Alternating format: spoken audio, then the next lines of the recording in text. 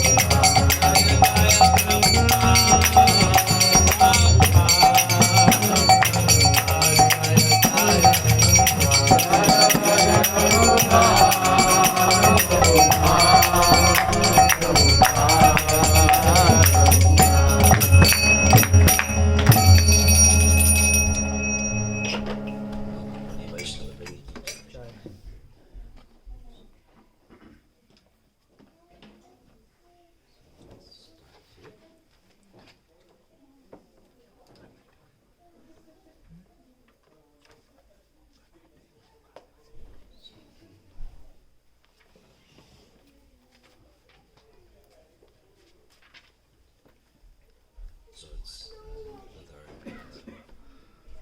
Vedas Akshara mantra, our auspicious. Om Namo Bhagavate.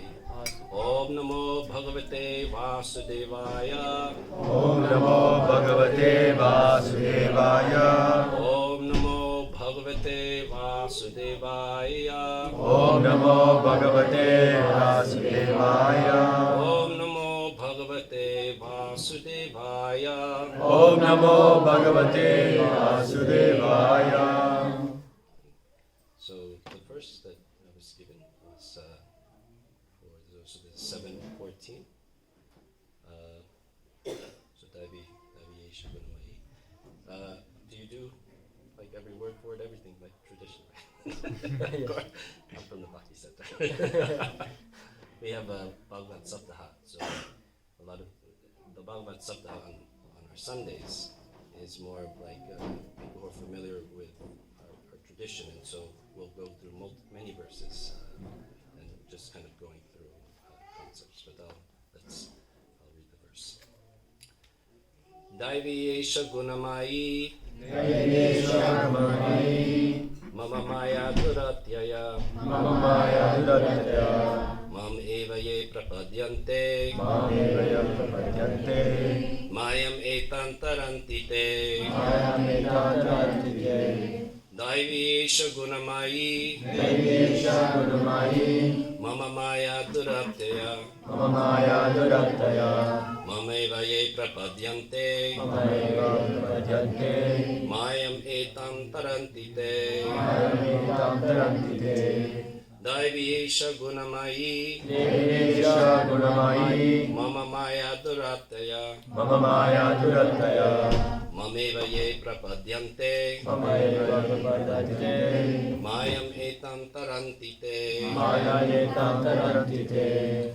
𝗦𝗽𝗲, transcendental. Transcendental. He, certainly. Certainly. 𝗍, this. gunamayi, consisting of the three modes. Consisting of the three modes of material nature. Mama, my. Maya, energy. Duratya, very difficult to overcome. Mam, unto me. Eva, certainly. Yea, those who. Prapadyante, surrender. Mayam etam, this illusory energy.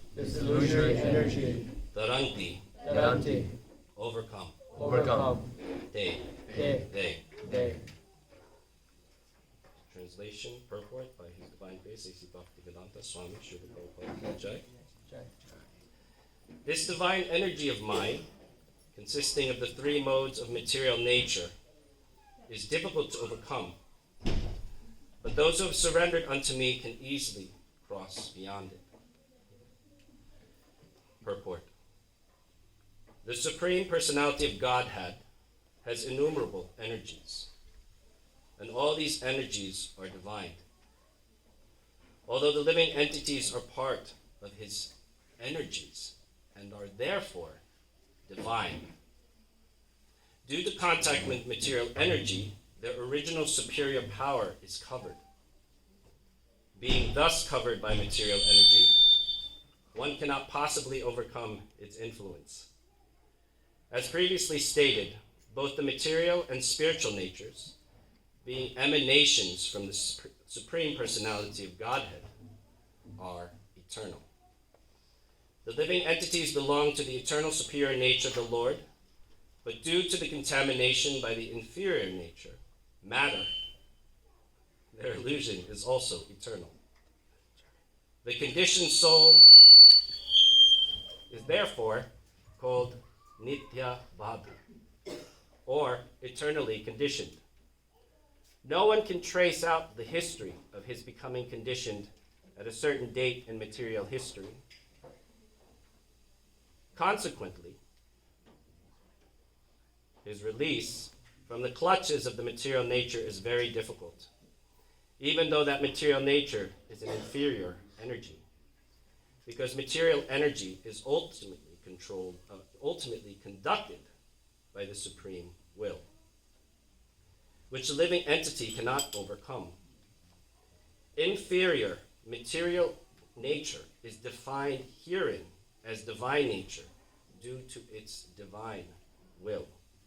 Material nature, although inferior, acts so wonderfully in the construction and destruction of the cosmic manifestation. The Vedas confirm this as follows: Mayam tu prakritim vidyan, mayanam tu maheshwaram. Although Maya, illusion, is false or temporary, the background of Maya is the supreme magician, the personality of Godhead, who is Maheshwara, the supreme controller. This is from the 𝗦𝗽𝗲𝗿 Upanishad 4.10.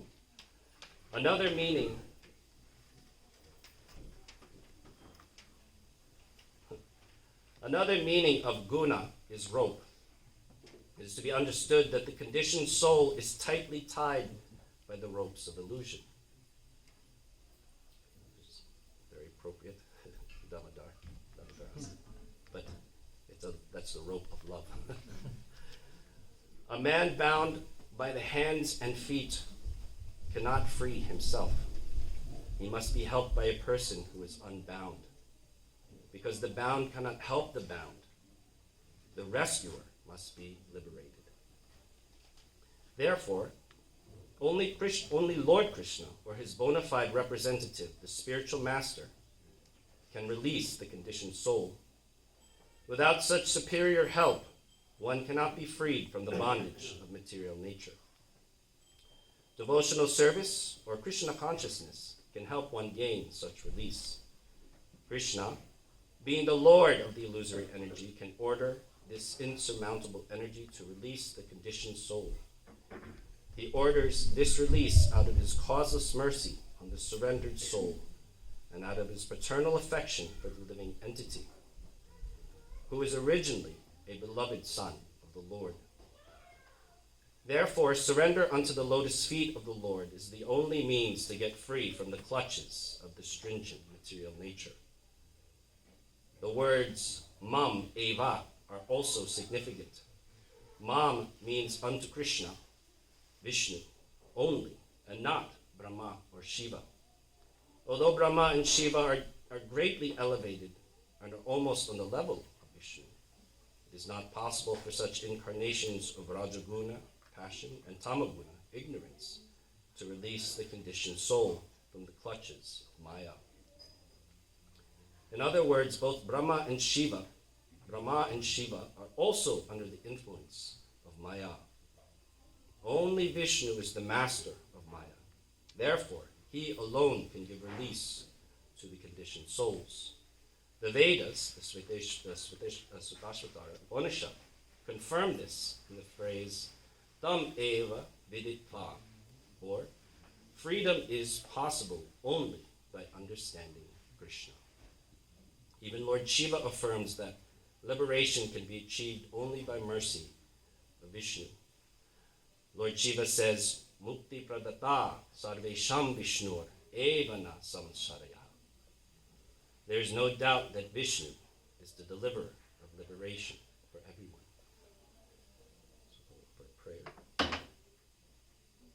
Om Jnana Timirandasya Yananjana Shalakaya Militam Yena Tasmai Shri Gurave Namaha Shri Chaitanya Manobhishtam Sthapitam Yena Bhutale Swayam Rupam Katamayam Dadati Swapadantikam Vandeham Shri Guru Shri Yuta Padakamalam Shri Gurun Vaishnavanscha Shri Rupam Sagrajatam Samanadita Shri Vishakamitamscha Hey Krishna Karuna Sindhu Dinabandho Jagatpate Gopesha Gopika Kanta Radha Kanta Namostute Bhakta Janamoroni Radhe Vrindavaneshwari Vishanu Sute Devi Pranamami Haripriye Vanchakalpa Durvayascha Kripa Sindhu Vecha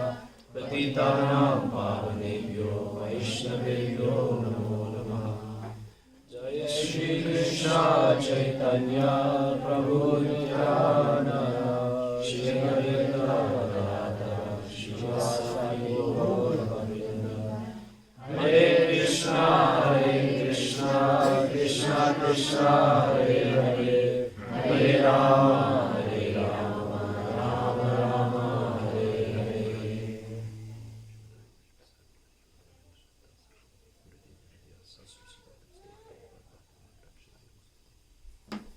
Thank you, everyone. Thank you so much for inviting me today. Many of you are very familiar. I've seen you before. And if you come to Bhakti Center, Padmadar, I've known for some time. It's great to see you. Thank you for the big hug. My name is Kula Pradipa. As I said, I'm a purohit from Bhakti Center. Well, maybe everybody knows that. That was just mentioned. But one of the big things is that it's been such a very busy time. Yesterday was a very nice Diksha initiation. Some people, 𝗷𝗛𝗶𝗃 Prabhu, also had received the Upanayam, and I think maybe a few others. And also, it's a very celebrated time. And the other last weekend was the Brahmotsavam of our Sri Gauranga of Gaurachandra, the anniversary of the installation of one of the deities there. It's a huge celebration. And that, it's just been very, very busy. I practically was on the altar just a few hours ago, so it's been pretty busy. But I wanted to come here and see the community, because I've heard so much about Bergen, and my brother-in-law, Nam, had come here and came and spoke at some point. And unfortunately, my wife is, she can't be here today. My wife is 𝗔𝗯𝗍𝗃, and she's preparing for these musical concerts coming up. In fact, all the musicians just flew in today, so there's a big preparation going on right now. But maybe, hopefully in the future, we could both come here. So this verse, everybody seems to know this verse. It's a very familiar verse. How many people here have ever taken like the Bhakti Sastri, or familiar with it? Or is just familiar with this verse? 𝗦𝗽𝗍𝗃𝗁. It's a very well-known verse. It captures a very essential aspect of theology and philosophy, especially for these Indic traditions, especially Vedanta. So let's just examine that a little bit. Philosophy is very boring. I taught it at the university. I remember we were discussing Vedanta, Shankaracharya, Ramanuja, Madhva, the three great teachers of Vedanta, and there was like 300 students there. It's like I needed to make it relevant, and I was trying to figure how could I make Brahman, Atman relevant to kids who just want to go home and sleep, or trying to figure out what the next meal will be. But there is actually a very important aspect of understanding this Vedanta. I just want to let me turn this on, but I don't want to overlook it just because it may sound technical, but also being aware that sometimes philosophy can be a little heavy on the mind on a Sunday and in the evening. It's been a long weekend. I also have some lila, that we can either go through one story. Okay.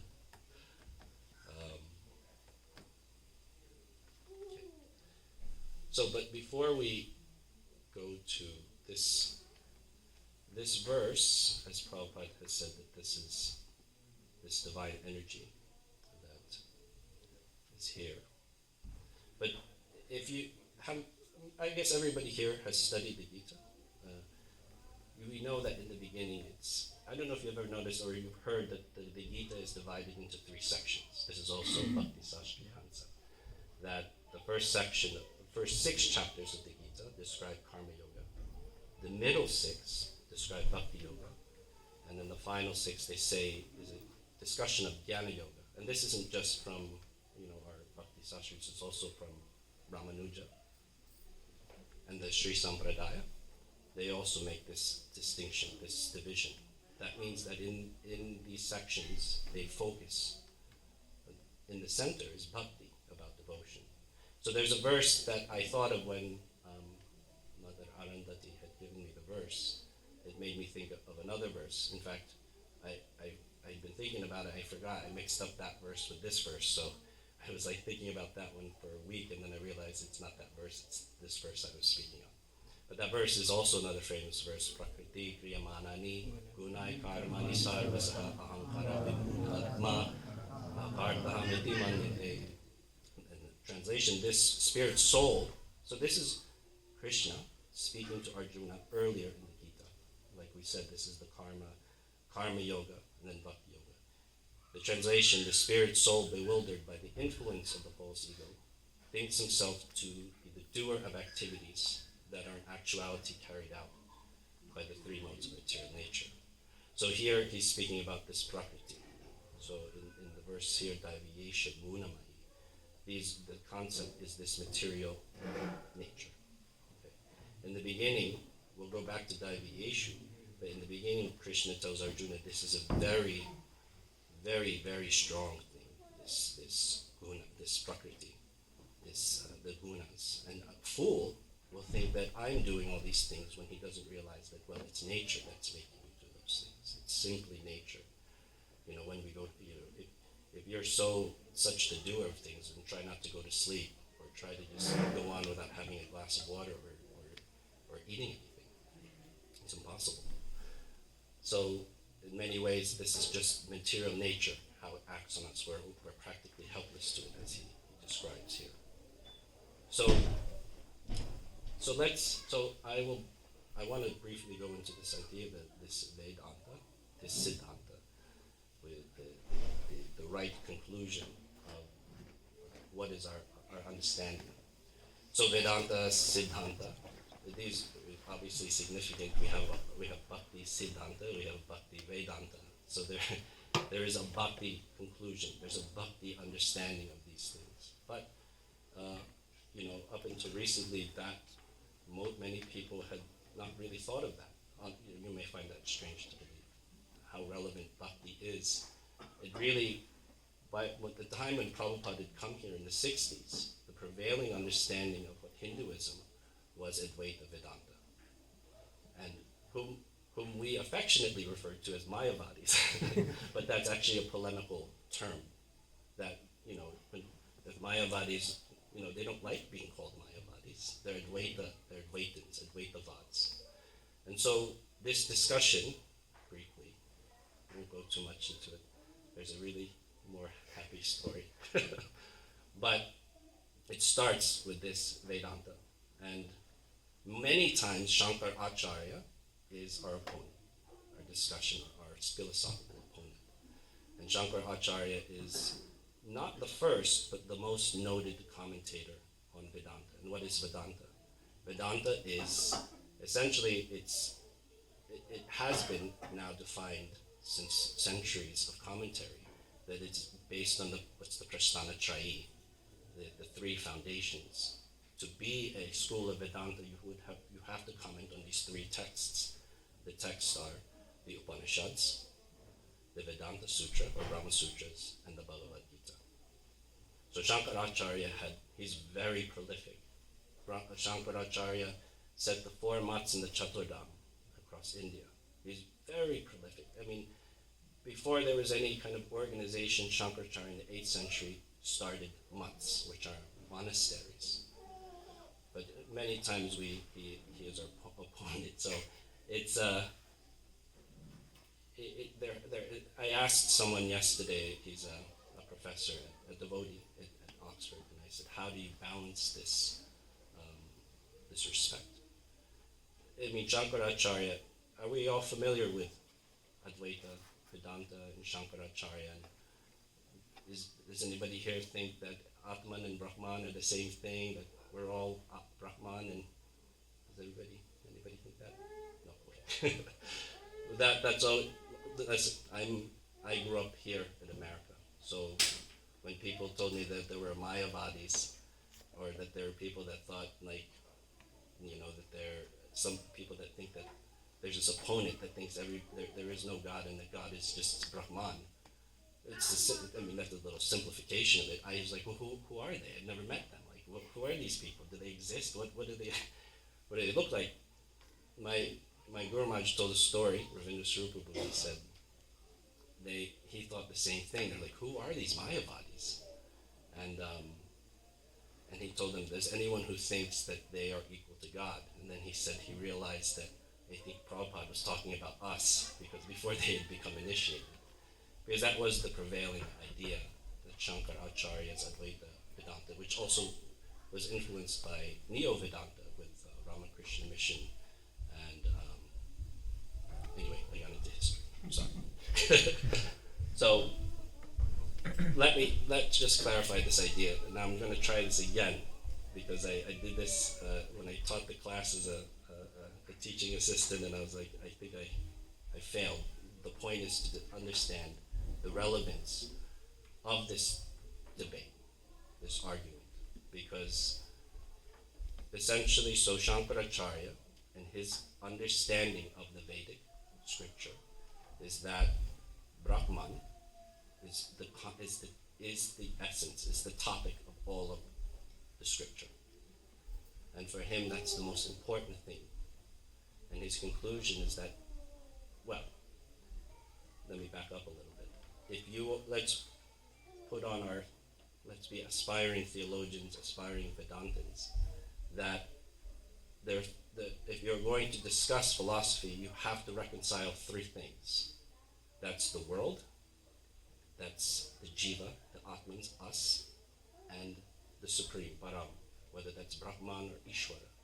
You have to reconcile them. Not that they just exist, but where does the world come from? Maya. So Shankaracharya's concept is that Brahman is the source of everything, and that he also thinks that the living entities are also Brahman. So why are we in illusion? His answer is that we're in Maya. And then the question is, well, if we're in Maya, then Maya is stronger than Brahman. Then Maya is stronger than that. How could Brahman be an illusion? It's supposed to be beyond that. And so for him, it's either, for him the world is not real. It does not exist. The only thing that exists is Brahman. 𝗷𝗲𝗎, aham brahmasmi. These are his Mahavakyas. So that it's very strictly, Brahman is the only truth. The Brahman is the only thing. So what about all this experience? He's like, it's nothing. This doesn't happen. This doesn't exist. Only thing could be Brahman. So that's why, so after the 8th century, there's commentary after commentary and commentary speaking to Shankara, speaking to Advaita Vedanta, because it didn't work. It didn't account for devotion. It didn't account for bhakti, which almost everyone had practiced in different ways, like different devotion to whether it's Vithoba or Jagannath, but that was also these were, time existing for generation after generation. How is he explaining devotion? How can we explain it? It's nothing if it's not Brahman. So he would say that there were two ways of seeing the world. There's Paramarthavad and Vivartavad. So there's a way of seeing the conventional reality. So if you worship Krishna as God, that's okay. But that is the lower reality. The higher reality is Paramarthika, that you understand that Brahman is the source of all of this. So many people had contention with this, and one of them was Ramanujacharya from the Sri Sampradaya in South India around the 10th century. Oh man, I I'll get to the story here.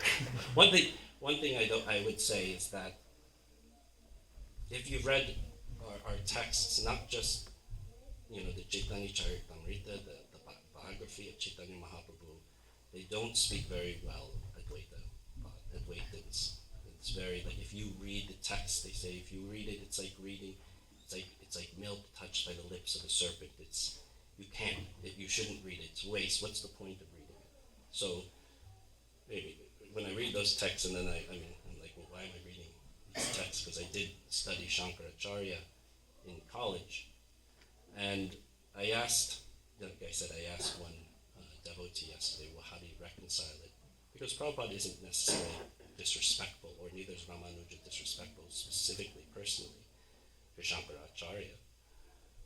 So I asked this devotee who was at Oxford, and I said, how do you balance this? If you've ever read Shankaracharya, he is very prolific. He's quite brilliant.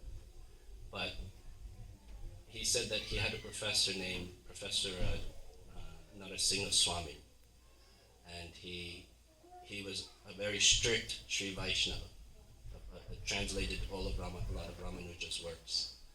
And one day he just composed 100, he was a brilliant Sanskritist, he composed 100 poems to Shankaracharya, the opponent of Ramanuja.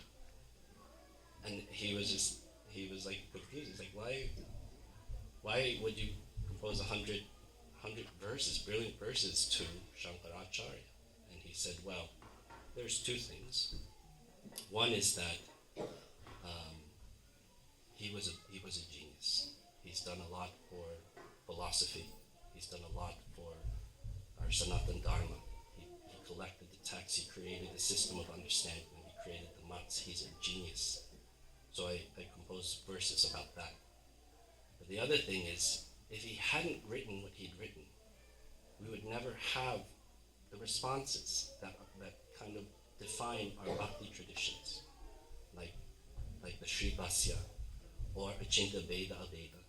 We wouldn't have these philosophies that we need to speak for ourselves and say, this is bhakti. It's not good enough for us to just say everything is Brahman. How can you have devotion?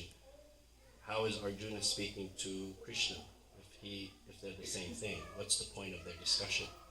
In Shankara's mind, then it's all an illusion. It doesn't exist.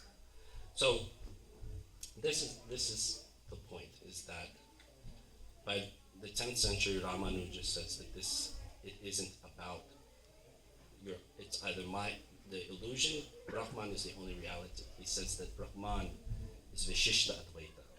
It's not just Advaita, it's Advaita, but it has qualities, it has potency. We call this Parinamavad. That means that Brahman, see, for Shankaracharya, it was like, if it changes, it's not real. It cannot change. And something that changes cannot be real.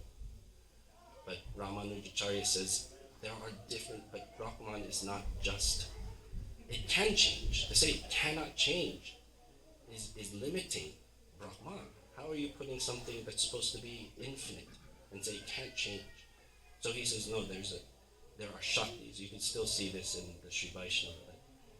Their idea is that Vishnu has potencies, and those potencies, the Chatavyuha, Vasudeva, Aniruddha, Pradyumna, Shankarshan, they divide into the world. They're aspects of Vishnu that give life, that manage the world. But while the original Swayam Bhagavan is untouched, he remains the same eternally. So that's the philosophy that came from. Of course, then there's Madhva in the 13th century, and he's like, no, these are all separate categories. He's a dualist, very strict. And actually, we are from the Brahma Madhva Gaudiya Sampradaya, but in many ways, the philosophy seems very similar to Ramanuja. But there's a lineage, and Chaitanya is very loyal to the lineage. Chaitanya. Okay, so that was just a brief history. But the point is that this is the verse, Daivi Yesha Gunamayi. That's the point. That's why I brought it to this. Daivi Yesha this Maya is mine, as opposed to when he said that in the beginning, that this Prakriti Kriyamanani is very powerful. Prakriti is powerful. It's a very strong force that bewilders people. But here he says, that same thing I was talking about, it's mine. See, that's the difference. If it were Shankaracharya, he would say, that energy doesn't exist. But that's not what Krishna says here. Krishna says, that energy is mine. That very powerful thing, Maya, it's mine. And how do you get over it? This is where he gives us an understanding of how do we get over this overwhelming force, this life, age, old age, disease, death, gunas, anger, frustration, sadness, depression, life. And everybody here knows life. Life is, maybe not the young guys, the young girls, they're like, it's great, I love it. Anybody who has to wake up at 6 in the morning to go to work, maybe it's not a bucket of flowers. So Krishna is saying that energy, that thing that we strive against, that thing we fight, that's one of my energies. And the way that you're going, the only way to get through it is by prapadyante. That if you surrender, they, prapadante, that's third person again, they surrender to me. That is how they get over this insurmountable energy, this force. So that is the idea that Shankaracharya, the idea that Brahman was everything, never really fully explained how we are in Maya. How could something so perfect fall? How could something so perfect fall into illusion?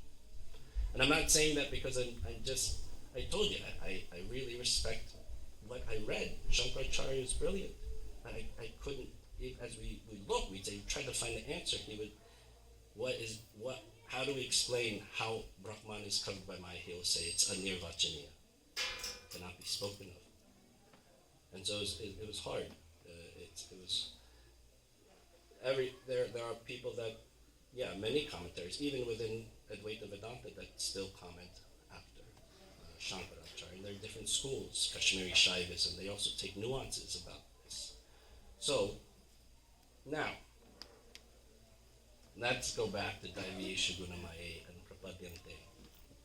Let's get to it. So that was, so the point of, going back to that class where I was TAing and I couldn't convince the kids that, this mattered for any reason.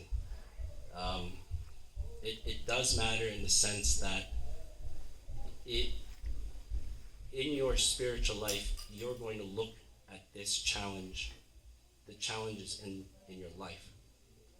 And either A, you're going to just look at it as the enemy and you want to obliterate it, or you're going to look at it as Krishna's energy. And you have a choice, because if you look at it as a thing that could be, that I'm going to be staunch, I'm going to be brahmacharya, I'm going to be spiritual, you will lose. You will lose.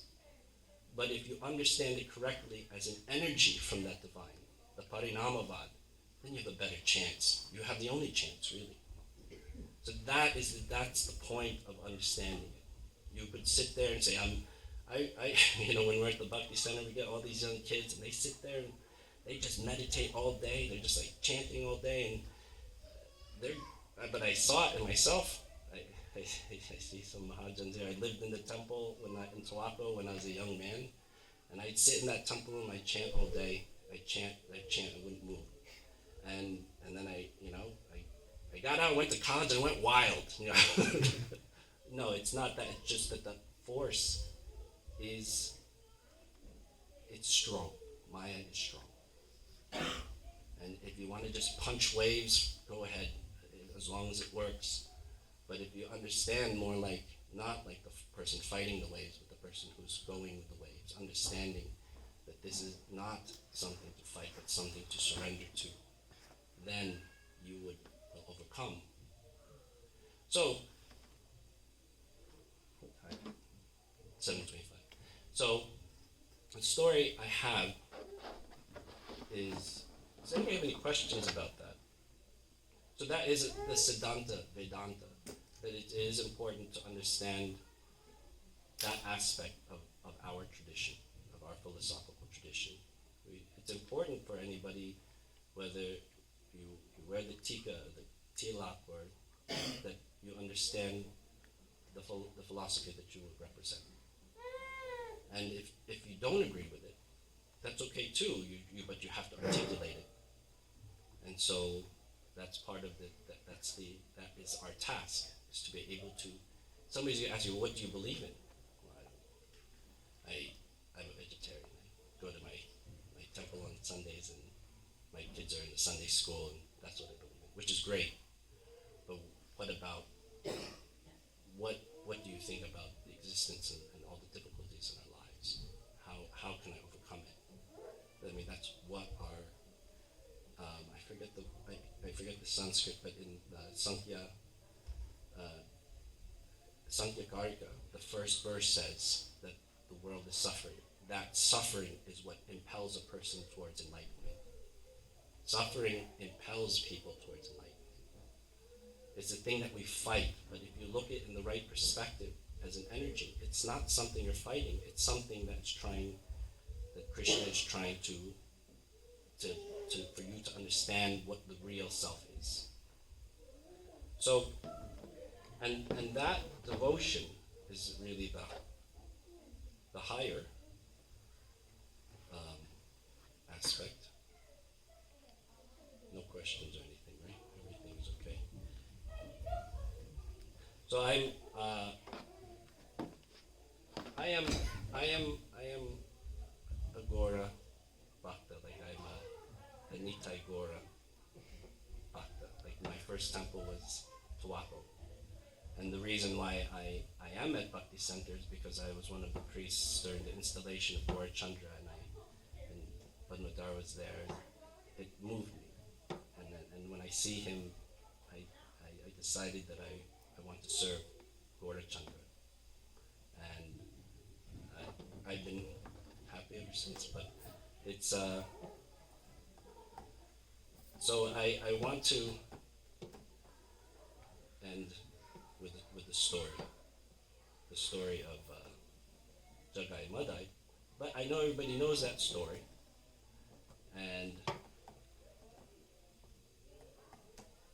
but there's parts of it that I learned from reading it or hearing from it again recently, and I wanted to, and this is going to clarify this idea that devotion is certain, devotion is powerful, and devotion can change everything about the forces of prakriti, the forces of dukkha, and it could make even the most savage criminal, illicit person, mind, self clarified. And so, let's see here.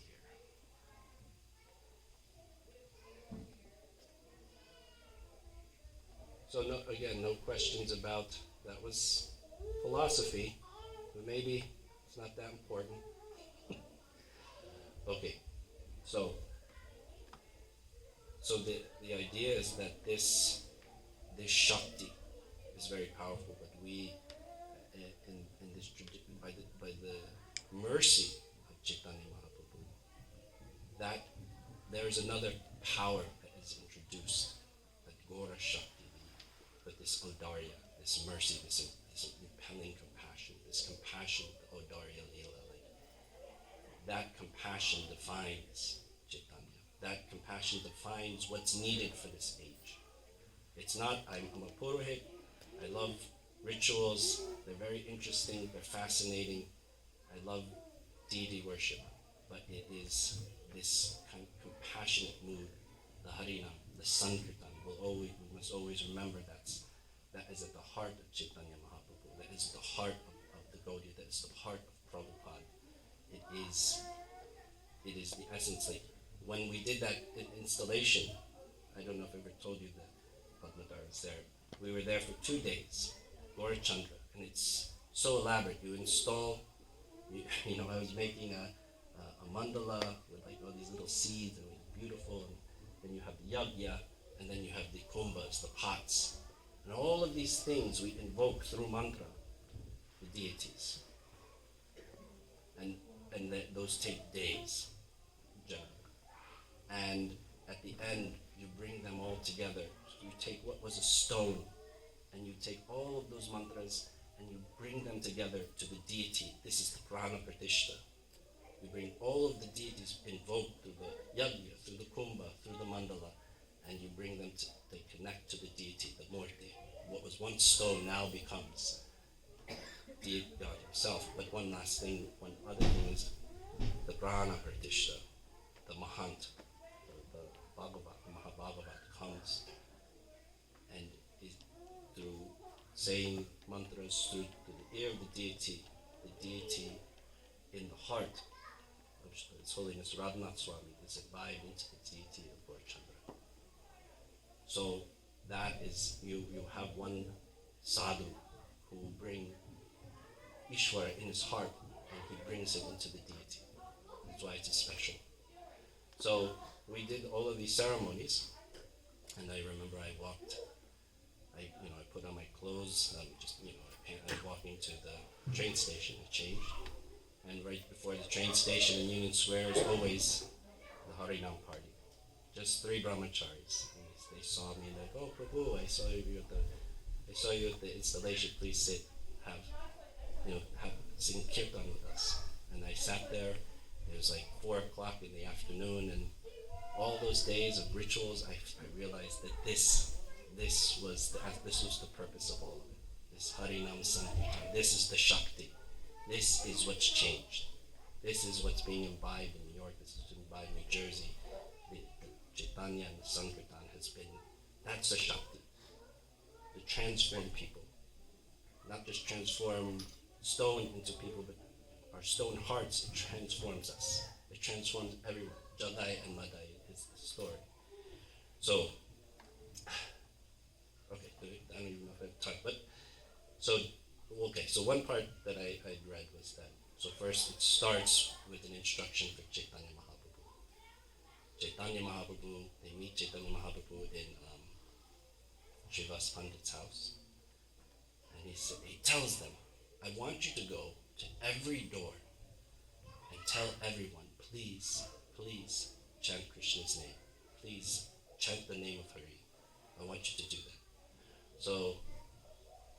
So Haridas Thakur, who is an older and mild-mannered, our saint, is paired with Nityananda Prabhu to do this. And Nityananda Prabhu is an avadut. Nityananda Prabhu would, run into the Ganges and hug the crocodiles, and he would, if there were kids bathing at the ghats, he would run after them, and then the parents would get angry and chase him away. He was an avadut. And so Haridas Thakur, who's a sadhu, very mild-mannered, he is to give this, he is to go and deliver this message from house to house. And they do, and it's successful, and many people are happy to say, Hari, Hari, they chant. But as they're going, they see these 2 wild guys just slapping each other, pulling each other's hair, saying curse words, drinking, and then they're just causing problems. If you ever were at the Bhakti Center in the Lower East Side, I can tell you at 9 o'clock there's a lot of 𝗔𝗯𝗿 and 𝗦𝗽𝗲s there. It's full of them. They have avatars. So that's why we're there. We're there to give them Hari. But they see these guys and then they ask, who are these guys? Haridas Thakur and Nityananda Prabhu. Who are these guys? And I was like, oh no, those guys are trouble. Those guys cause problems all the time. They have done every crime you could think of. Every unspeakable thing they have done. It's done. And Haridas Thakur is like, whoa. Stay away from them. And Nityananda Prabhu was like, we've got to preach to these people. We've got to talk to them. And he was so, And this is Nityananda Prabhu, this is like Guru Shakti, this is Balaram, this is that strength. He says, we will give them Chaitanya's mercy and they will be transformed. He was confident, his confidence that this is going to change, that Shakti, that's the thing that stood out. That Nityananda Prabhu was like, this will change them. This will change them. I know it. People will see these two roads changed, and they will know that this is it. This is the real thing. So they go up to them, and they're just like, please, chant Hari and sing with us. Chant Hari's name. And 𝗔𝗯cie and 𝗦𝗽𝗲 look at them like, what? They're drunk. They're like, what are you talking about? Get out of here. He's like, just chant Hari. And then they just immediately start like swinging at them and chasing them away. Haridas Thakur and Nityananda Prabhu, they start chasing them. Now why I actually really enjoy this story is because as they're running, I have to say that I think Vrindavan Das Thakur is a brilliant writer. He has it down like, it's like a page turner. Like when I read it, I'm like, this is so funny. He's running. Haridas Thakur is saying, Nityananda, what have you gotten us into? You've gotten us into trouble again. Why am I paired with you? Why do you do things like this? And they're running. They're like hopping fences. They're trying to dodge them. They're going left and right. They split up at some point, and then they meet up again at Srivas Thakur's house. And they get away. And the whole time they have this conversation, which was funny. I was like, wow, that was like 16th century. It's like, it's funny. It's like Shakespearean. It's really funny. And they get back, and then they tell Chaitanya Mahaprabhu what had happened. And at this point, Chaitanya Mahaprabhu was like, oh, these people sound dangerous. And Haridas Thakur speaks to Advaitacharya. He says, can I talk to you just for a second? They paired me with this Nityananda Prabhu, and he's just the most wild person. Every time I go left, he goes right. And like I told you, he jumps into the Ganges and he just floats there like a dead body until where he needs to get to go, and he just gets up and he walks out. Sometimes he plays with the crocodiles in the river, in the Ganges, and I can't tell you how many parents are being complained because he starts chasing children like a monster. And the Advaita Prabhu said, well, it only makes sense that a madman, mad for Krishna, would associate with other madmen, like 𝗔𝗯cie and 𝗦𝗽𝗲. And Haridas Thakur is like, well, that's the answer. Like, can't we pair him off with someone else? So what happens is that a few hours later, Chaitanya Mahaprabhu is by Ghat in the Ganges, and they're meeting there, and actually Nityananda Prabhu is going to meet them. And when he gets there, well, he's not there yet. Two other people were by the Ghat as well, 𝗔𝗯cie and 𝗦𝗽𝗲, and they intercepted Nityananda. And they said, who are you? He's like, well, Nityananda Avadut. Oh, you were the one we were chasing before. And 𝗦𝗽𝗲 takes a piece of broken pot and he throws it, and it hits Nityananda Prabhu in the head. And it says, Vrindavan Das Thakur says, he bleeds. And some of the devotees see this, and they run to the Ghat where Chaitanya Mahaprabhu is just very close by, and they say, so you have to come because somebody's attacked Nityananda Prabhu. And Chaitanya Mahaprabhu runs quickly.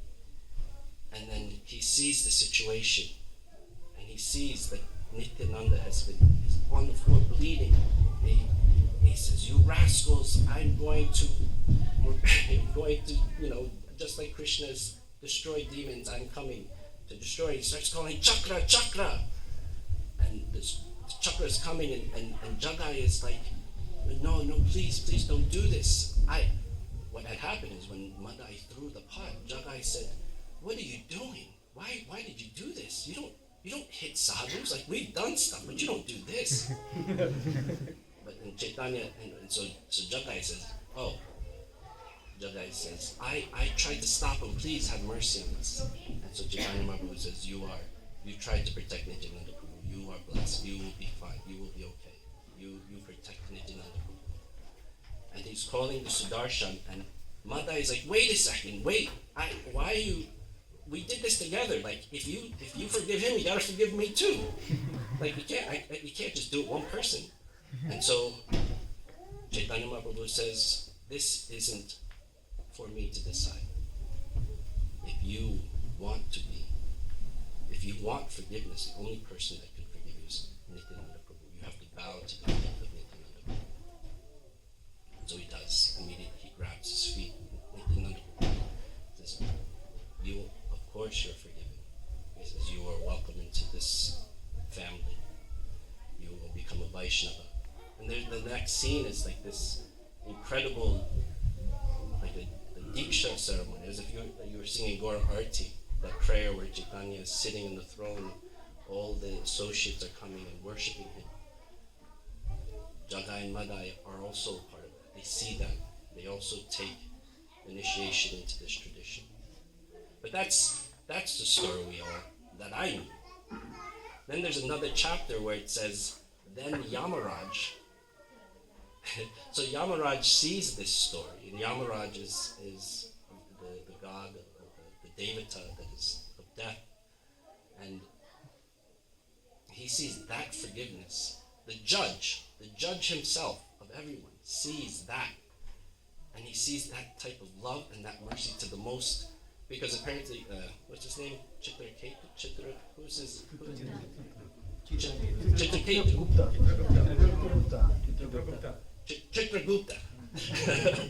He said that these guys, like, there were lifetimes and lifetimes of abominable activities that he didn't have it. He didn't even have it all in order.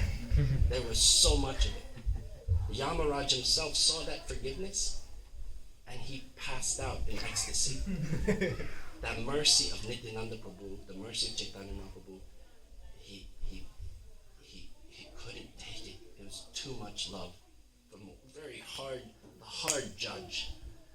It warmed his heart, and he passed out. And Chitraketu is just trying to find all the paper, or Chitragupta is trying to find all the paperwork. The demigods, 𝗻araj, passing out in ecstasy. This is from Vrindavan Das Thakur, and the demigods Brahma and Shiva are dancing in praise of 𝗻araj. I didn't know that. I just read that part. I thought it all ended after, Nityananda forgave. But apparently, in the world of the Devatas, this was also, according to Vrindavan Das Thakur, who has the vision, it was such a powerful event. That is Shakti. That is Maya. That is power. That is the force. So more than just this unstoppable force, we learn Daivi Shagunamaya. The only way to overcome this force is to prapadyante, to serve Krishna. But even more than that is to give Krishna, the mercy. That is the Shakti, that we also can have that Shakti. That there are some people that say that we are still in Gaura Lila. This is still Gaura Lila. It's not over. We are still giving Sankirtan to the world. Prabhupada is still Gaura Lila. This worldly Sankirtan movement. We are still in it. It's the Gaura Shakti. So that was it. I don't know if I got the story exactly right, but thank you. Is there any other thoughts about anything there?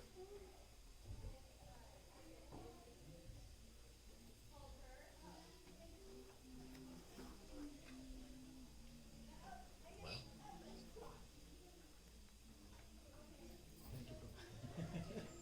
Vedanta,